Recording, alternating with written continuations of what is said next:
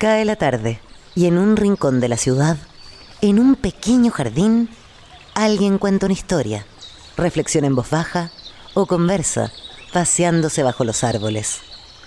Es hora de volver a casa, bajar la velocidad y darle tiempo al tiempo. Christian Warnken nos abre la verja de su jardín para que respiremos aire puro y oxigenemos el espíritu. En Pauta, aquí comienza Desde el Jardín. Una presentación de AFP Habitat, presentes en tu presente, preocupados por tu futuro. Y Grupo Educar, construyendo el futuro de la educación técnico-profesional en Chile. Lo esencial de toda exploración será volver al propio jardín y ver las cosas por primera vez, decía el poeta T.S. Eliot. Hoy día es jueves 11 de mayo del año 2026. Estamos todavía en otoño, voy pisando las hojas del otoño de mi jardín. Saludo a todos los que nos escuchan en el norte, en el centro y en el sur del país, a los radiovidentes de la ciudad de Antofagasta, a los que nos escuchan y nos ven en Valparaíso, en Viña del Mar, también en toda la región metropolitana, y a los radiovidentes sureños que me están escuchando en este momento. Y sobre todo cuando digo a los radiovidentes sureños, mi fiel Chucao, el pájaro sureño que me acompaña en este jardín, se pone extremadamente feliz, nostálgico del sur, diría yo. A los que nos escuchan en la Austral, Punta Arenas y también en Temuco.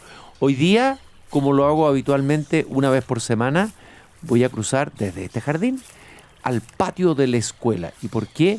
Porque sigo creyendo con profunda convicción que la educación es y debiera ser la preocupación central hoy de nuestra energía, nuestros recursos, nuestras reflexiones, y a veces parecemos olvidarnos lo importante, lo esencial, lo fundamental que es la educación en la construcción de un país. Ya estamos en la escuela, escuchemos el sonido de la campana, los niños, la vitalidad de una escuela. Y cada vez que llego a la escuela es inevitable que me encuentre con ella, una gran inspiradora, una pensadora de la educación, una mujer a la que le costó mucho ganarse un espacio en educación, pero que sin embargo dejó una impronta en todos los lugares donde trabajó como educadora, ya sea como directora de escuela, en Punta Arenas, entre otros lugares, también en Santiago, una impronta como educadora, pero también ella sostuvo diarios, escribió libros, reflexionó sobre la educación permanentemente. Recuerden que fue llevada por el ministro de Educación, de Cultura y Educación, creo que era de México, José Vasconcelos, para que lo acompañara en la gran reforma pedagógica de México. O sea que es ineludible, cuando entramos a la escuela, encontrarnos y conversar con Gabriela Mistral.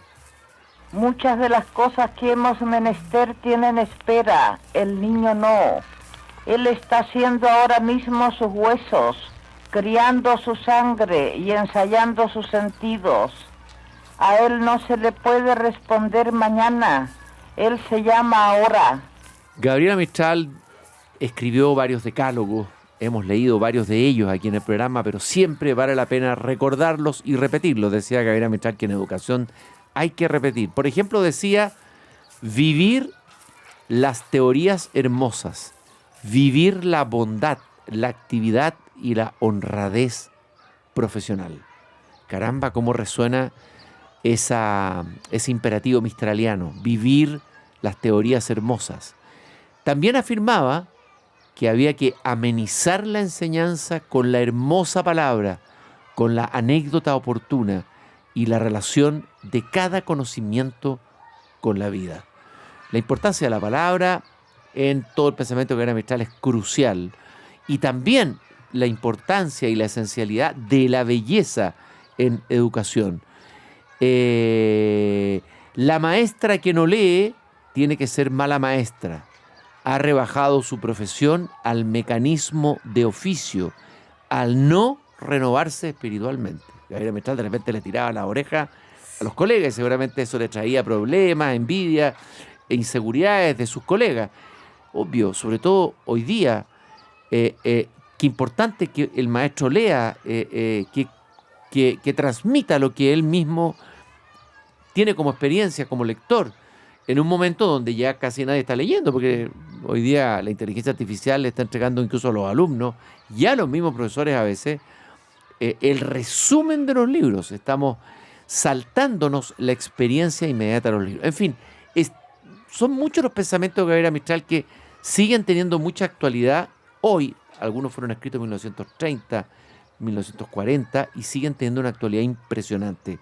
En ese sentido, Gabriela Mistral estaba claramente inspirada y todo lo que decía muchas veces adelantó cosas que ocurrieron después, innovaciones, por ejemplo, que se hicieron en educación. Hoy día vamos a conversar aquí en el patio de la escuela con una periodista, uno diría que tiene que ver una periodista con educación, que es magíster en bioética de la Pontificia Universidad Católica de Chile, que es conductora de un podcast que se llama Educar Conectados, pero esto es lo más importante, es directora de una de las pocas revistas físicas que existen en Chile, que todavía existen.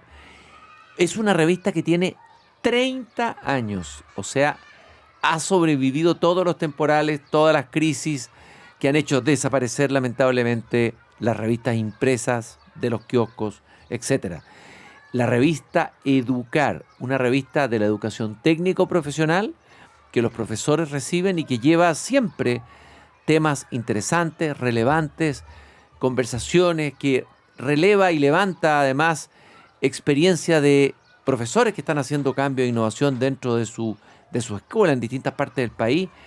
Es un material muy interesante que mes a mes le está llegando a miles de profesores en Chile y me pareció importante que conversáramos con la directora de esta revista y conocer esta experiencia, alentarla de que haya una revista de educación para educadores. Creo que hay otra del Ministerio de Educación, no estoy seguro. Hay una revista del Ministerio de Educación también. Marcela Muñoz, directora de la revista Educar, en el patio de la escuela. Marcela, muy bienvenida. Muchas gracias por la invitación. Decirle que estamos muy contentos. Efectivamente, llevamos 30 años como revista Educar, 303 ediciones, estamos trabajando en la 304 y hemos logrado a través de estos años impactar la vida de profesores, pero también de las familias de los alumnos. Estamos orgullosos porque podemos decir con mucha alegría que no hemos dejado nunca de salir al aire, ni siquiera en pandemia. Ahí tuvimos la posibilidad de liberar la revista y dejar que todos tuvieran acceso a ella. Y no hemos dejado nunca de visibilizar las buenas prácticas y de aquellos que están haciéndolo bien en materia educativa. Eso es muy importante. Yo siempre he dicho acá que a veces tendemos a quedarnos con los diagnósticos malos o negativos de lo que está pasando en la educación, que efectivamente hay y tenemos muchos problemas, pero no alentamos los brotes verdes, que son profesores que están haciendo cosas a veces impresionantes, por no decir milagrosas en algunos lugares del país. Sí, justamente por eso, por ejemplo, uno de los temas que a nosotros nos ha llamado la atención y que hicimos una edición este año fue el tema de convivencia escolar. Veíamos cómo se incrementaban los temas de acoso, de bullying, de problemas en distintos lugares del país. Y dijimos, ¿cómo hacerlo? ¿Cómo entregarles herramientas a los profesores de quienes los están haciendo bien? Sacamos una edición y relevamos aquellas buenas prácticas para que aquellos que y no es un tema de recursos, sino más bien es un tema de gestión, de líderes exitosos que son estos profesores, estos directores que trabajan a diario, que saludan, por ejemplo, a sus alumnos a la entrada del colegio, que saben lo que están pasando y que se apoyan en las familias. También es importante el trabajo que hacen los colegios con las familias que son muy distintas a la época, a los años en que hace 10 años tenemos distintas formas de ser familia, pero esas familias también son un pilar esencial para que trabajen los profesores y para sacar adelante a sus alumnos, porque lo que buscamos, y me estoy robando todos los minutos, perdón, Cristian. No, pero por favor. Lo que buscamos entre todos es mejorar el aprendizaje de los alumnos. Oye, Marcela, imagínate, tú has estado, no sé, una década o más como directora de la revista Educar y más partiste como periodista, sí, trabajando en la revista Educar. O sea, has visto una parte importante de la historia de lo que pasa en educación en los últimos años. A ver, ¿qué te ha llamado la atención? ¿Cuáles son los cambios que has visto, los temas que han ido apareciendo? Porque tienes ahí una vitrina privilegiada para poder ver y mirar lo que está pasando dentro de la escuela en Chile. Mira, hay temas que se repiten y se han repetido por los años, por ejemplo, el tema de la convivencia escolar que estábamos hablando antes, pero hay otros temas que han ido apareciendo y llegaron para quedarse, por ejemplo, como es la inteligencia artificial, y podemos hablar un poco más adelante sobre la encíclica que ha sacado el Papa y que tiene un capítulo especial al área de la educación. Y hay otros temas que, bueno, tú hablabas de Gabriela Mistral en unos inicios, que es el tema de las humanidades, el no dejar, o sea, el impulsar que nuestros alumnos sigan leyendo y escribiendo, porque aquello desarrolla en los estudiantes habilidades como el pensamiento crítico, que son nuestra arma o escudo contra la inteligencia artificial, porque es aquello que nos permite conocer lo que se llaman las fake news, por ejemplo. Esos temas, la inteligencia artificial es algo nuevo, pero hay otros que se vienen repitiendo. Eso es lo que hemos ido observando nosotros. ¿Y esta revista cómo llega a los profesores? ¿Han tenido ustedes un feedback con los profesores? ¿Qué pasa cuando llega la revista? ¿Cómo la usan? ¿Qué es lo que pasa con la revista en la sala de clase, etcétera? Nosotros, los profesores, muchas veces nos han dicho, se nos hacen pocas las revistas porque generalmente el director se queda con alguna, otras van a la sala de profesores, otras a la biblioteca, pero en ocasiones nos dicen necesitamos más revistas y hemos podido observar en estos docentes cómo el contar sus historias de vida, todo el esfuerzo que hay para planificar las clases, esa hora no lectiva que se queda trabajando el profesor en sus casas, cuando nosotros después de nuestros trabajos nos vamos y descansamos, ellos siguen planificando, el relevar esas historias, dejarlas publicadas, el sacar lindas fotografías, el mostrar esos modelos de vida. Es muy gratificante ver la respuesta de parte de ellos. Nosotros hacemos también estudios de cuáles son los temas que les interesan, también hacemos seminarios, tenemos este podcast y ahí podemos ir acumulando todo tipo de información de cuáles son las necesidades, porque nosotros como grupo y como revista Educar buscamos ser un puente entre los profesores y los alumnos en develar esas buenas prácticas y visibilizar la importante labor de nuestros profesores. Oye, ¿y hay alguna historia? Porque imagino que has entrevistado a muchos profesores y han aparecido muchas historias interesantes en tu revista. Aquí también al patio de la escuela han venido profesores. ¿Hay alguna historia que tú recuerdes que te haya emocionado particularmente, que sea bonito compartir con quienes nos están escuchando, de profesores que estén haciendo algo o innovador o bello o con sentido en sus colegios? Mira, tengo muchos años y muchas historias, pero particularmente me gustan aquellas historias de directores o de profesores que con pocos recursos han logrado sacar adelante temas, por ejemplo, de convivencia, de relación entre los alumnos. Tengo la historia de un director, Francisco Manqui, que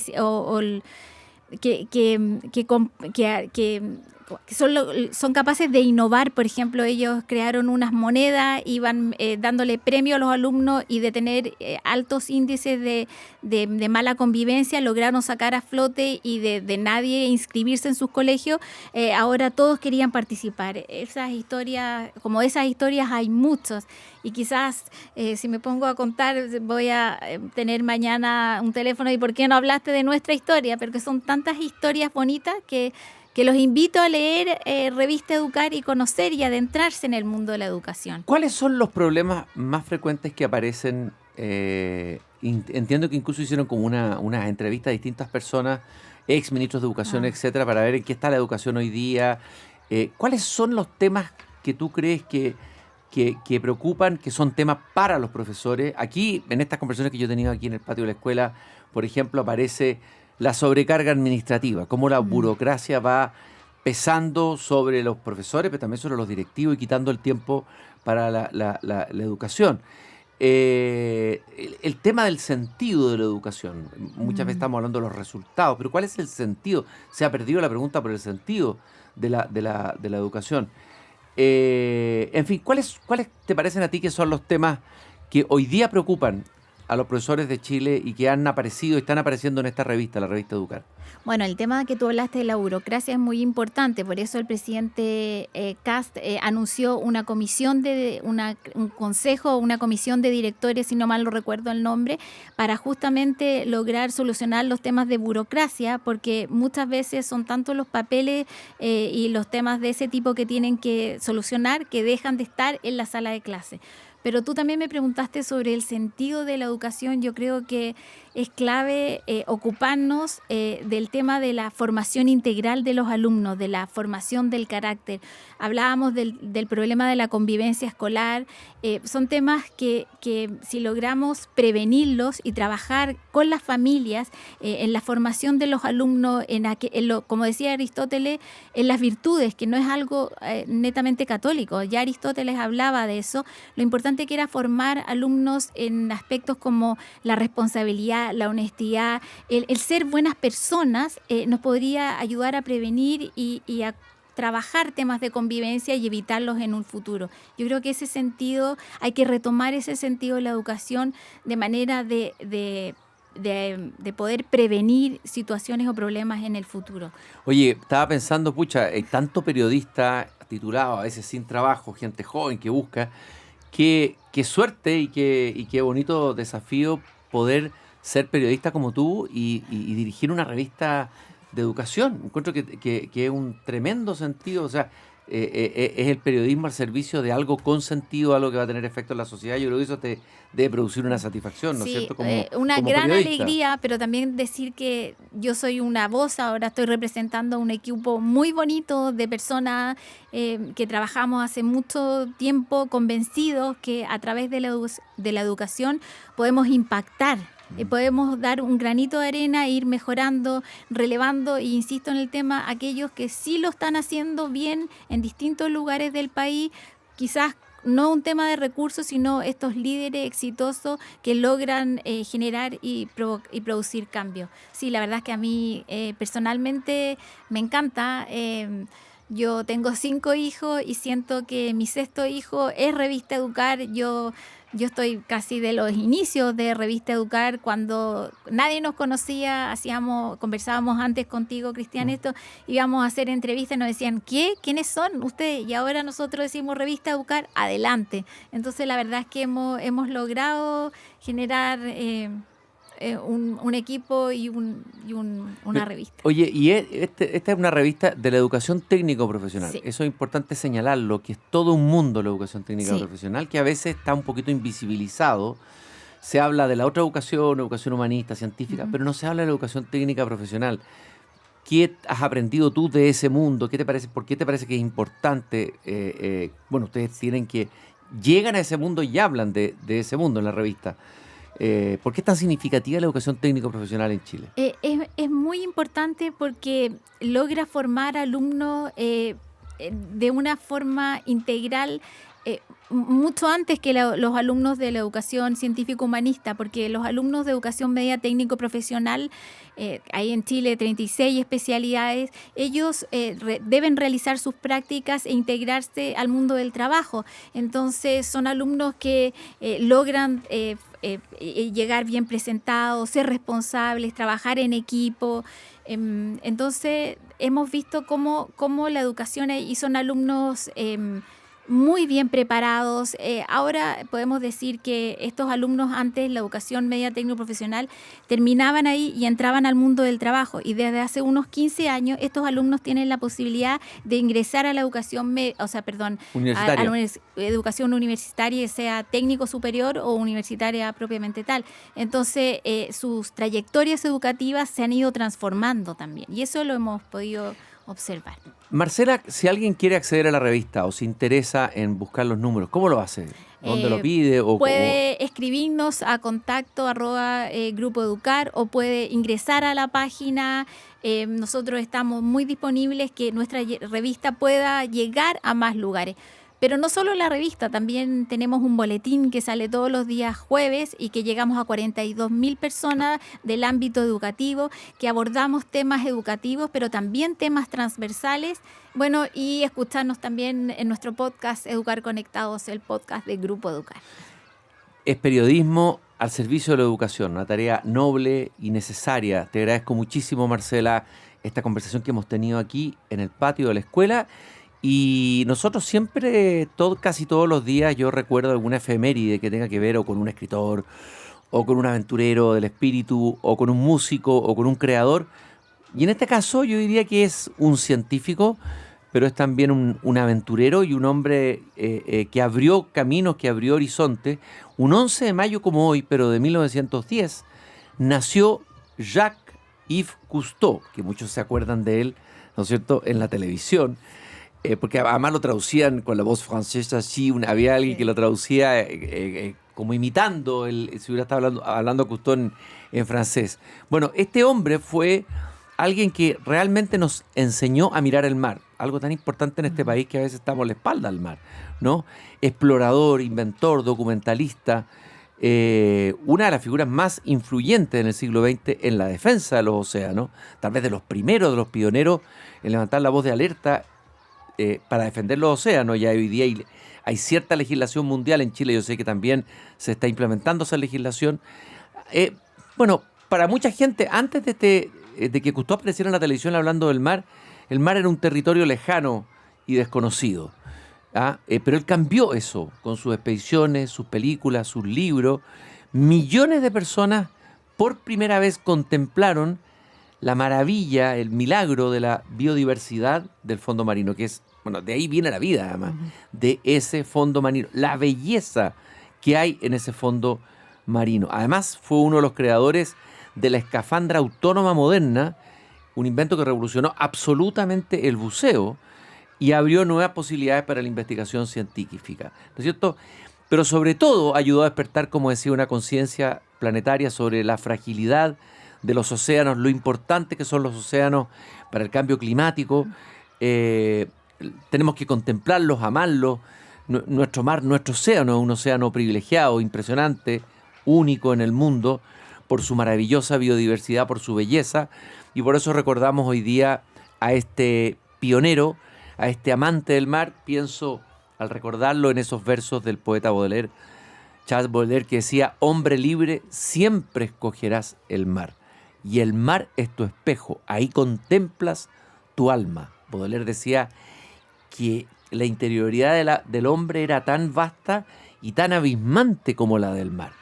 Vamos a irnos a la pausa escuchando un tema sobre una de las grandes canciones sobre las navegaciones y el mar de Crosby, Stills & Nash, Southern Cross, una bella canción que dice: salí de la ciudad en un barco rumbo a las islas del sur, navegando de través con el mar empujándonos desde atrás. Ya regresamos en pocos minutos más. Vuelvo a caminar por este pequeño jardín al fin del mundo. Soy Cristian Banken, el jardinero de este jardín. Les recuerdo que nos acompaña Grupo Educar, construyendo el futuro de la educación técnico profesional en Chile. Conoce más sobre nuestro trabajo en grupoeducar.cl. Ahorrar hoy puede marcar una diferencia real mañana. Con AFP Habitat, contrata un plan APB y aprovecha al máximo los beneficios tributarios disponibles. Hoy día vamos a seguir conversando, esa conversación casi infinita que hemos estado teniendo con mi agente IA, pero es un agente real, no es un agente virtual, Miguel Socias, economista de la Universidad Católica, científico de datos. Ya les conté un poco la historia, la primera vez que participó en el jardín, pero para quien por primera vez nos escucha conversar, él le tocó estar en ese momento floreciente, creativo, en Silicon Valley, donde se estaban abriendo nuevos caminos, ¿no?, en la inteligencia artificial, y ahora vive en Chile y sabe mucho de inteligencia artificial, y yo soy como un humanista inquietado, sin ser apocalíptico. Trato de oscilar entre no ser apocalíptico y tampoco caer en un optimismo bobo, ingenuo de lo que viene o lo que no viene. Se habla en todas partes ya de la inteligencia artificial, se hacen miles de encuentros, conversatorios, como que el tema empieza a ser un poquito aparentemente gastado, pero es muy importante que se esté pensando, conversando y generando discusión del tema ante la irrupción cada vez más fuerte de la inteligencia artificial no solamente en grandes acontecimientos como por ejemplo la guerra, como por ejemplo la economía, sino que también lo vemos los profesores en la educación. Esto está planteando desafíos, yo lo veo todos los días. He conversado hoy día con un alumno en una universidad, ayudante, que él tenía 20 y tantos años y veía que los alumnos que él tenía que guiar como ayudante ya no estaban leyendo los libros, llegaban con el trabajo hecho por la inteligencia artificial, estaba como muy descorazonado y muy pesimista de las nuevas generaciones. Tal vez justamente porque hay que pensar cómo se relaciona y cómo incluir e incorporar la IA en educación, todavía queda mucho por pensar y ver cuál es el papel todavía del profesor, cuál es el papel de la palabra viva, cuál es el papel del libro. Bueno, hay miles de temas, pero vamos a, entre otras cosas, una noticia. Miguel, primero bienvenido a Jardín, qué gusto Muchas de tenerte gracias. acá. Espectacular tu jardín. Cierto que es lindo, mi jardín es maravilloso. Es pequeño, pero es acogedor. Oye, Miguel, lo primero que te quería comentar, una noticia que esto a nivel de copuchas, como casi podríamos decir farándula IA, pero resulta que estuvo en Chile y nos acabamos de enterar, ni más ni menos que Peter Thiel, así se pronuncia el apellido, el magnate tecnológico que tiene que ver con la empresa Palantir, que viene por lo demás del nombre sacado de la mitología de Tolkien, y que, dicen algunos, irritó al Vaticano, o ha irritado al Vaticano, o a los asesores del Vaticano, o al Papa mismo, y que por eso el Papa habría adelantado la encíclica, que me la conseguí aquí, que tengo en mis manos, Magnifica Humanitas. Esta empresa se cofundó en el año 2003 con financiamiento de la CIA. Bueno, y parece ser que el señor Palantir, el señor Thiel, con todo su derecho, está pensando probablemente en ofrecerle al Estado plataformas de seguridad, aduanas, digitalización, etcétera, etcétera, etcétera. Bueno, pero este señor no es solo un empresario de la tecnología. Algunos hablan de que aquí habría una ilustración oscura y una serie de filósofos y pensadores que de alguna manera tendrían una visión de la IA que la que se estaría, todo lo digo en condicional, imponiendo en la manera como se está llevando adelante el desarrollo de la IA. Y lo otro impresionante es que este señor Thiel, que como digo estuvo en mayo, se reunió incluso con el presidente Kast, pero no se había sabido públicamente hasta ahora, llegó a Roma a impartir 4 conferencias privadas sobre el anticristo. Yo dije, aquí estamos entrando en la distopía total, ¿no? Organizada por una agrupación cultural de un grupo católico conservador del norte de Italia, en el Palazzo Orsini, que es una taberna renacentista en el centro de la ciudad, debe ser preciosa. Qué lindo. ¿No? Bueno, y desde la iglesia, varios teólogos, como el padre Paolo Benanti, que es asesor del Vaticano en materia de IA, dijo que escribió un artículo que se llama La herejía estadounidense. Hablan que son ellos los herejes, o sea, el anticristo, porque en el fondo Thiel llama a definirse. ¿Estamos con el anticristo o contra el anticristo? ¿Y cuál es el anticristo? Un supuesto posible gobierno mundial buenista que frente al desarrollo de la IA, etcétera, etcétera, etcétera, intentaría presentándose como la solución del problema, imponer valores antioccidentales. Bueno, pero resulta que el teólogo dice que el hereje es Thiel porque está de alguna manera queriendo destruir el consenso liberal y planteando un desafío a los fundamentos mismos de la convivencia civil, ¿no? En el fondo de ir convirtiendo democracias, como todo esto incondicional, la democracia estadounidense en una autocracia. Bueno, leí esta noticia porque es interesante que este señor haya venido a Chile, ya en Argentina tiene domicilio, se compró una casa, una lujosa casa, me imagino que se reunió con Milei abrió las puertas así totalmente al negocio de la IA. No sé si tienes algo que decir o se te ocurre algo, conocías al personaje, me imagino, Miguel. Sí, por supuesto. Y Palantir es una empresa muy interesante. Yo sé de Palantir porque las primeras oficinas de Palantir estaban al otro lado de la estación de trenes de la entrada de Stanford. Entonces estaban ahí mismo. El fundador de Palantir, de hecho, no es un ingeniero, él es humanista. Me parece que es filósofo. Así que un personaje muy interesante y de nuevo, hablando de este tema de la importancia de las humanidades, Y hablamos la última vez como la cofundadora de Anthropic, estudió literatura inglesa, y de nuevo aquí tenemos a otro humanista fundando una empresa importante en tecnología. Claro, pero aquí lo acusan de ser como un integrista, incluso lo acusan de tecnofascista. Yo no sé cuánto habrá de verdad en eso. Hay un debate candente y parece que hay una pelea ahí entre los intelectuales del Vaticano y los intelectuales que acompañan a Thiel y otros, porque hay un debate intelectual de fondo, como de distintas maneras de entender la inteligencia artificial o la deriva de la inteligencia artificial. Sí, por supuesto. Y aquí viene la pregunta, ¿verdad? También, ¿cuán centralizados queremos que sean estos sistemas, ¿verdad? Y cuán distribuidos. Entonces, como que en esta, Palantir es una empresa, digamos, más al estilo, digamos, de estos gigantes labs como OpenAI o Anthropic, que le gusta mantener, digamos, en servidores centrales toda esta nueva herramienta.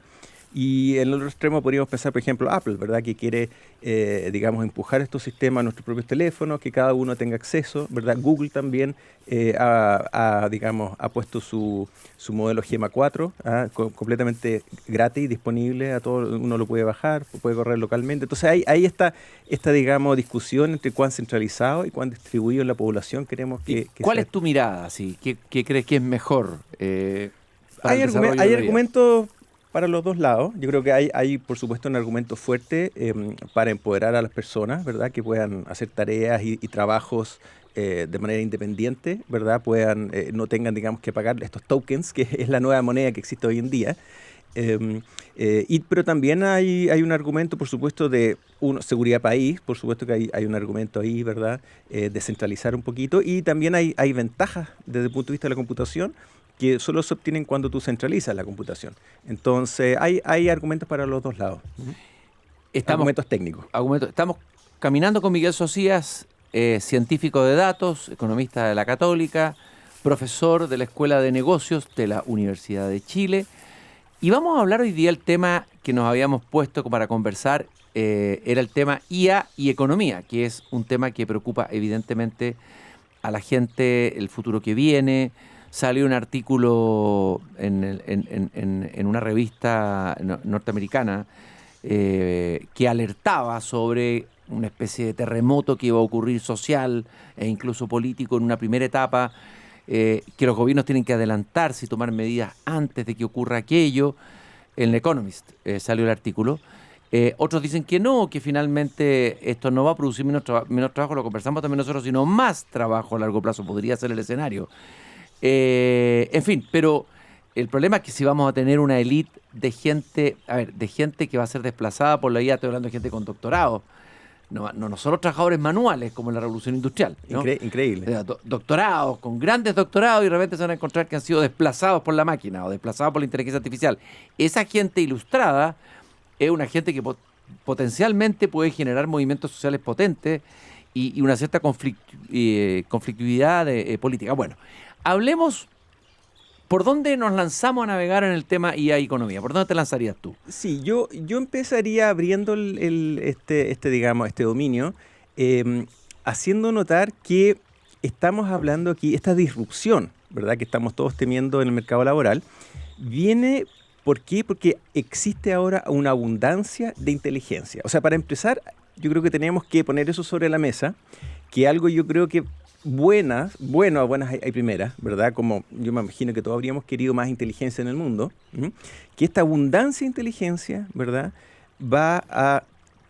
tiene el poder, digamos, de negativo, de aumentar el desempleo o al menos bajar los salarios de como personas como tú mencionas con doctorado, con al menos estudios universitarios.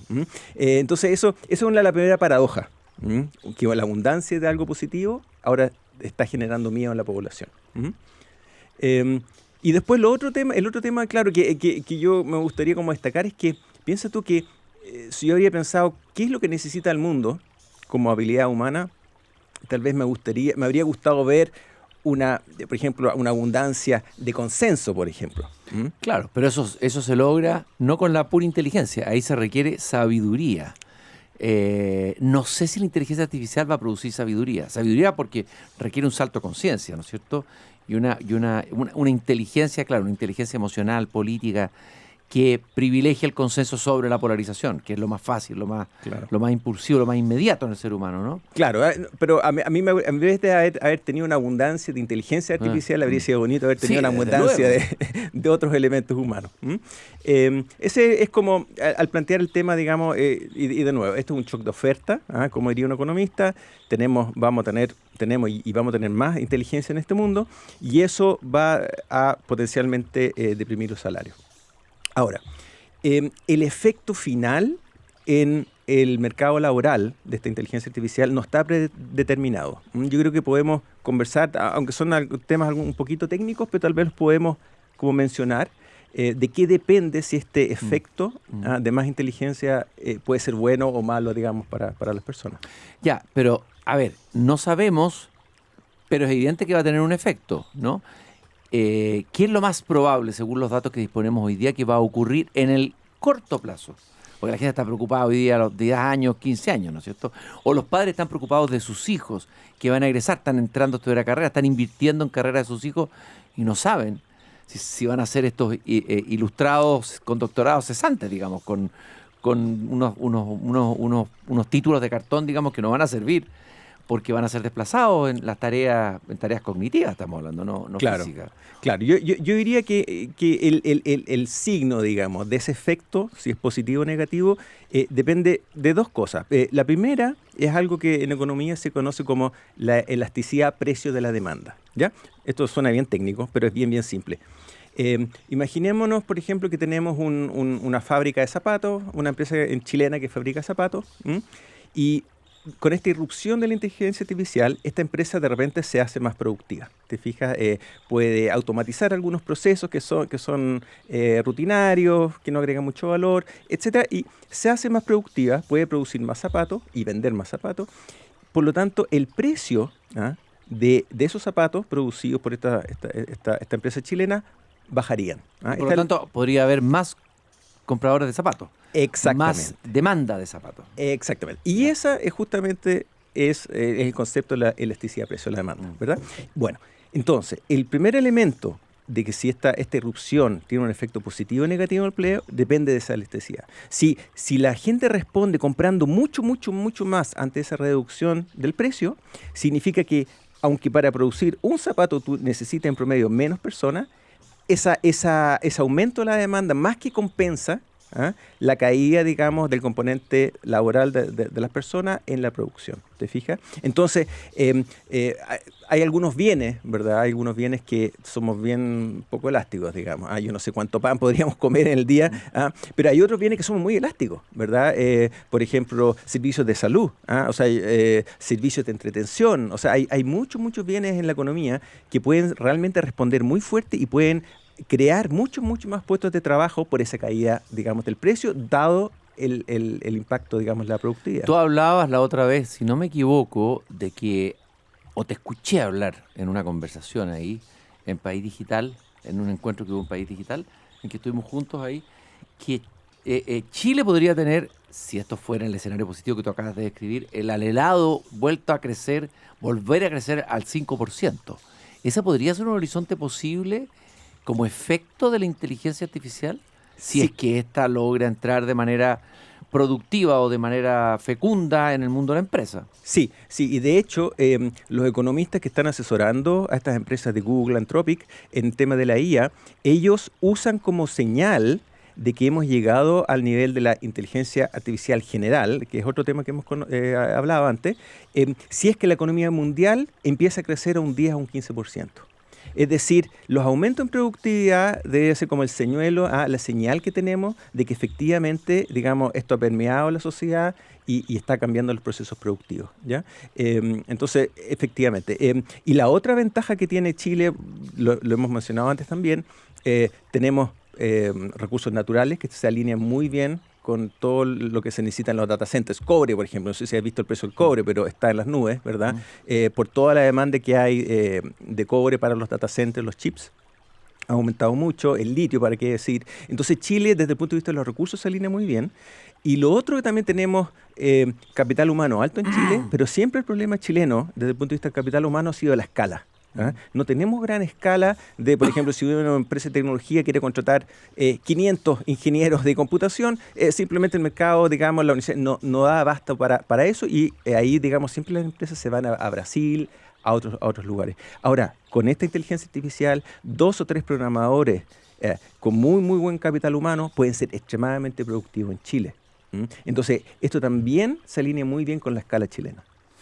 Ya, o sea, tú eres optimista en términos de la economía. Estás apostando a un escenario optimista. No me empujes, Cristian. No, pero tengo que empujarte un poquito porque eres optimista por todo lo que estás diciendo, para quedarnos tranquilos. No, sí, Ya. si tú me preguntas mi opinión personal, no, pero yo trato digamos, de ver qué variables, digamos, podrían mover esto para un lado u otro. Estamos moviendo el color. Ya, pero dame un poquito de opinión personal o algo. A ver, No, es difícil. O sea, yo creo que hay segmentos de la población que están claramente expuestos.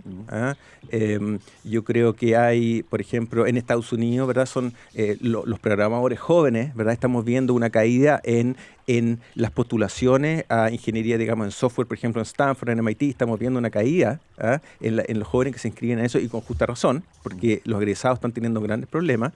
En Chile yo creo que, dada la poca, digamos, penetración que tienen los ingenieros en las empresas, es demasiado bajo y todavía hay mucha demanda por ese tipo de habilidades en Chile.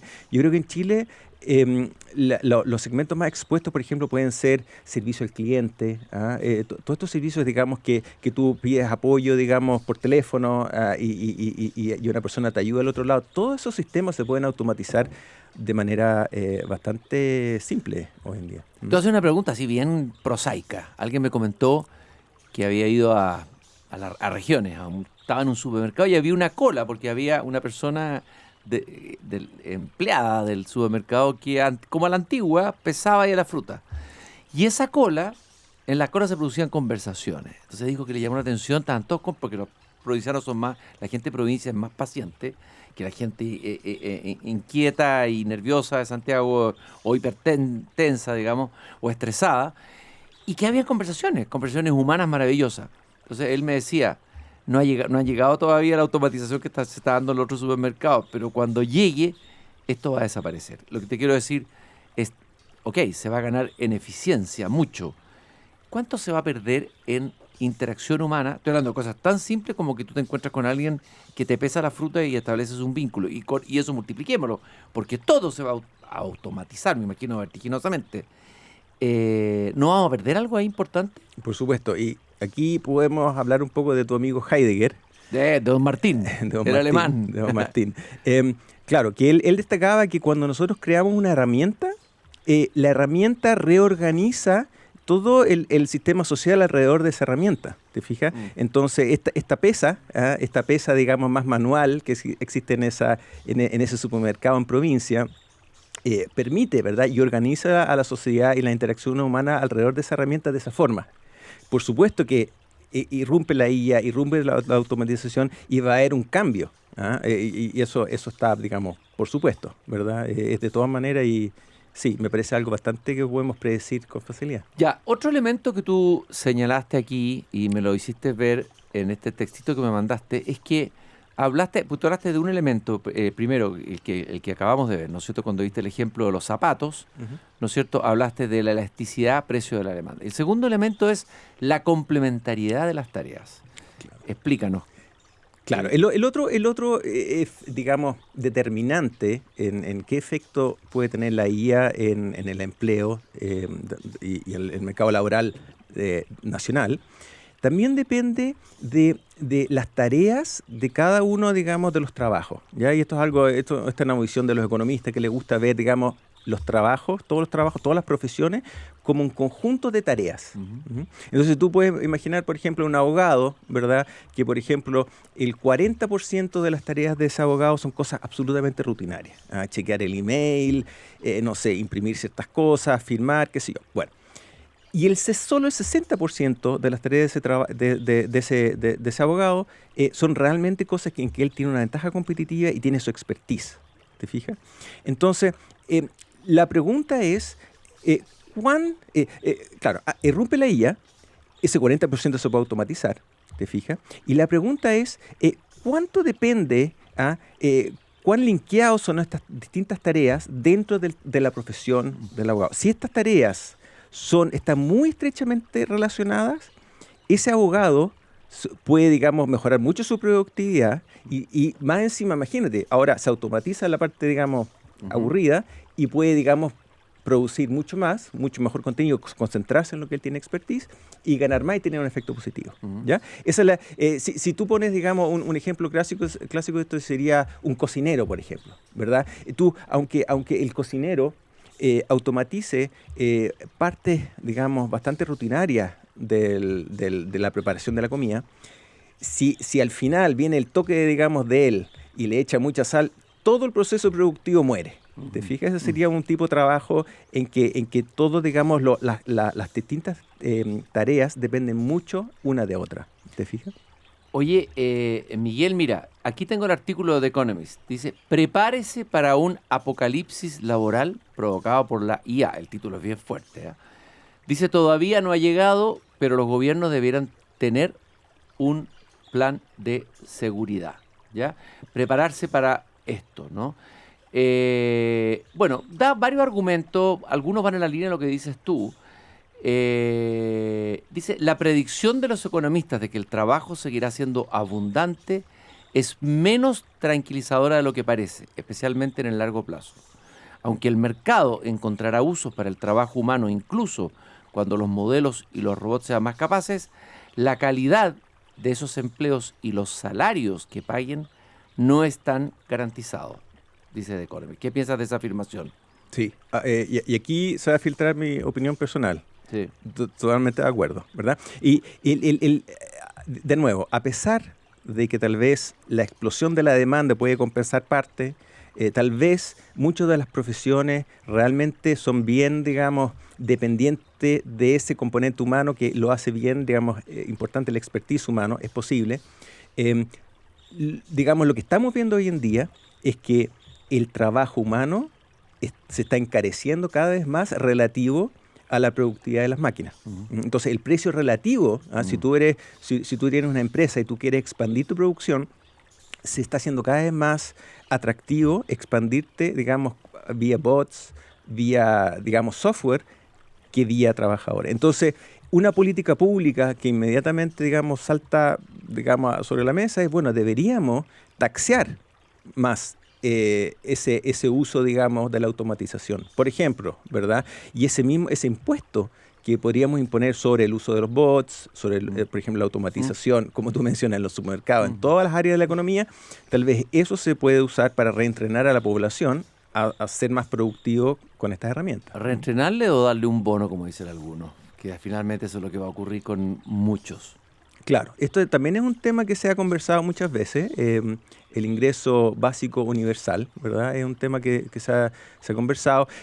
Hay economistas, de hecho, hay un economista de la Universidad de Chicago, Emmons, que él es asesor de Google, y él propone no ingreso básico universal, sino que un capital básico universal. O sea, él derechamente propone reasignar el capital. Imagínate lo fuerte que es esto. O sea, estamos hablando, esto es un economista de Chicago. Oye, y que no sé, que los usuarios sean, ¿cómo se llama? Sean socios, tengan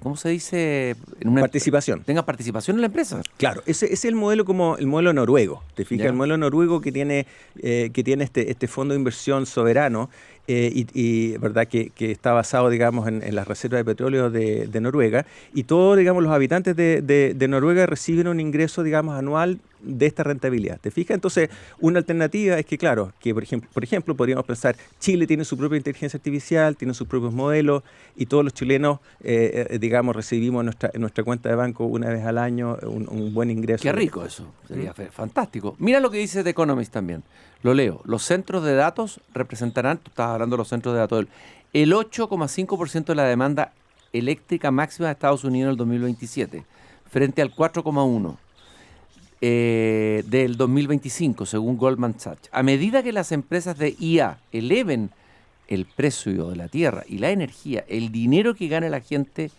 alcanzará para menos. Ese es un punto, ¿no? Sí. Sí. Hasta Chucao se emocionó con lo que le acabo de leer. A ver qué va a pasar ahí. Sí. Me acuerdo hace años atrás en Chile estos debates sobre el tema del agua. No sé si te acuerdas, estos debates, digamos, de que, por ejemplo, agricultores de palta estaban dejando secos algunos poblados. O sea, eso es un juego de niños frente al agua que necesitan sí, claro. los data centers. Sí. O sea, data centers van a ser, digamos, realmente tiene una demanda infinita por recursos. Y dice The Economist, con el tiempo los seres humanos podrían volverse antieconómicos, como los caballos en la era del automóvil. Los ingresos podrían ir a parar mayoritariamente e íntegramente a los dueños del capital, quienes los gastarían en bienes producidos por IA y los robots, usando recursos naturales que monopolizarían, ¿no? Y por eso que esto que parece una cosa media distópica, hay muchas advertencias que aparecen en Silicon Valley de que la intervención estatal será necesario. Ahora, yo creo que también es importante mencionar, Cristian, que, claro, es como que tenemos que tener un poco cuidado con el miedo. No, evidente, no ser paralizados por el miedo. Sí, yo creo que lo que pasa... Pero sí, que es distinto con levantar alertas o poner atención y anticiparse a los problemas antes que nos estallen encima. Por supuesto. De todas maneras, yo lo que creo interesante en este tema de la inteligencia artificial desde el punto de vista público, es que, de políticas públicas, es que el peor escenario, ¿verdad? Esos escenarios distópicos absolutos, están pasando de una probabilidad 0 a una probabilidad mayor a 0. Por ejemplo, si tú le preguntas, y esto es una encuesta que se hace a los ingenieros que están creando estos modelos de frontera, ¿cuál es la probabilidad que en el futuro esta IA descontrolada, por ejemplo, pueda terminar con la humanidad? No estamos hablando de desempleo. Terminar con la humanidad, ellos dicen 10%. Y eso es increíble. El 10% es muchísimo. Perdón, para esa pregunta. Habría que preguntárselo a la IA. Vamos a ir preguntándole a poco a medida que se va a Claude, ¿no es cierto? A ver qué es lo que nos dice. Fíjate, otra cosa. Hay algunos que están planteando en este mismo escenario más difícil un conjunto de ideas que apunta a ralentizar el cambio.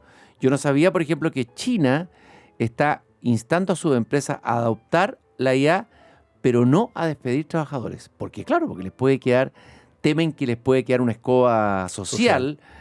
Estallido, descontentos masivos. Hay un tema ahí, ¿eh? Por supuesto. Y, por ejemplo, para gente que le gusta la política, la demanda, digamos, que va a haber a futuro por un partido político que se oponga a la IA, va a venir de todas maneras. Un partido o una ideología nueva, a lo mejor una ideología incluso como fue el marxismo que surgió con la revolución industrial, o el fascismo, o el nazismo, no sabemos. Exactamente. Es interesante, es muy bueno los puntos que nos has traído, tú siempre traes los paños fríos, ¿no es cierto?, ante mis tentaciones apocalípticas, y me parece muy bien. Una súper buena conversación, como siempre. Miguel, muchas gracias por haber venido al jardín, muchas gracias, a ir contándonos a qué mundo nos vamos. Ni te pregunté por la encíclica.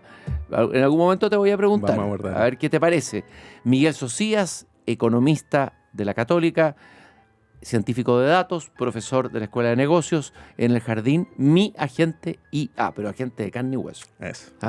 Gracias, Miguel, muchas gracias. Y nosotros, queridos radiovidentes, nos volvemos a encontrar mañana en este pequeño jardín al fin del mundo, a la misma hora, a las 7 de la tarde, cuando abra la verja de mi jardín. Muchas gracias por habernos acompañado, porque no es que ustedes me acompañen a mí, nos acompañamos mutuamente, yo a ustedes y ustedes a mí. Muy buenas tardes. Es hora de cerrar la verja de madera del jardín, pero Christian Vanken la volverá a abrir de lunes a viernes a las 19 horas en Radio Pauta, cuando comience de nuevo Desde el Jardín. Una presentación de AFP Habitat, presentes en tu presente, preocupados por tu futuro. Y Grupo Educar, construyendo el futuro de la educación técnico-profesional en Chile.